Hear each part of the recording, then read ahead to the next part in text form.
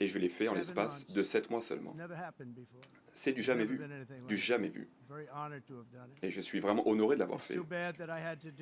Hélas, j'ai dû mettre un terme à ces guerres alors que j'aurais préféré que l'ONU le fasse. Et le fait est que, hélas, dans le cas de toutes ces guerres, les Nations Unies n'ont même pas essayé d'aider à résoudre ces conflits. J'ai mis un terme à 7 guerres, je me suis entretenu avec les dirigeants de chacun de ces pays et je n'ai reçu aucun coup de téléphone de la part de l'ONU me proposant peut-être de m'aider à résoudre ces conflits. J'aurais dû reçu le prix Nobel de la paix, mais moi ce que je souhaite véritablement, c'est que les enfants puissent grandir dans la paix, car des millions de personnes dans tous ces pays ne seront plus tuées dans ces guerres qui ne prennent jamais fin. Moi ce qui me préoccupe, ce n'est pas de recevoir des prix, je souhaite sauver des vies. Oui, beaucoup des anciens commandants militaires de l'Iran, presque tous, à vrai dire, nous ont quittés, ils sont morts.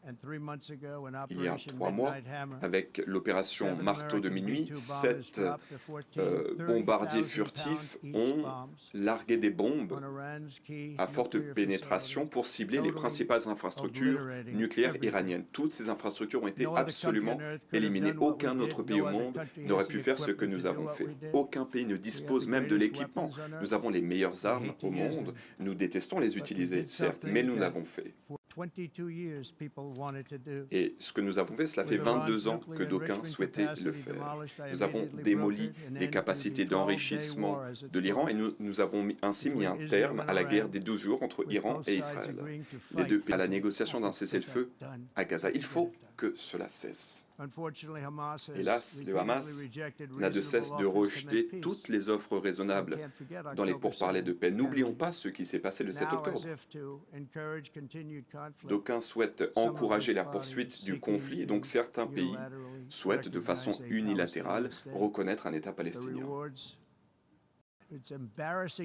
C'est vraiment honteux. Et lorsque j'ai en entendu parler, je peux vous dire que je me suis dit que c'était scandaleux. Quoi qu'il en soit, l'Europe doit immédiatement cesser tous les achats d'hydrocarbures russes.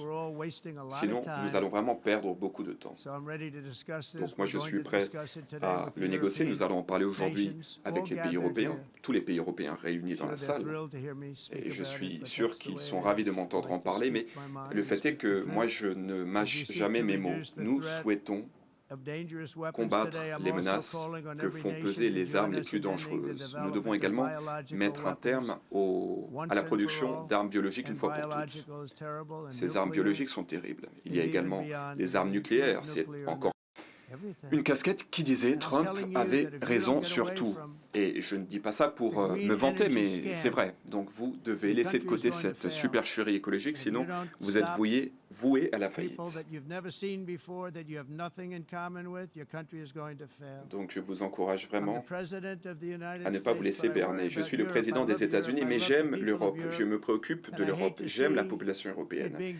Et le fait est que l'Europe est dévastée par l'immigration, par ce problème énergétique, c'est en train de tout détruire.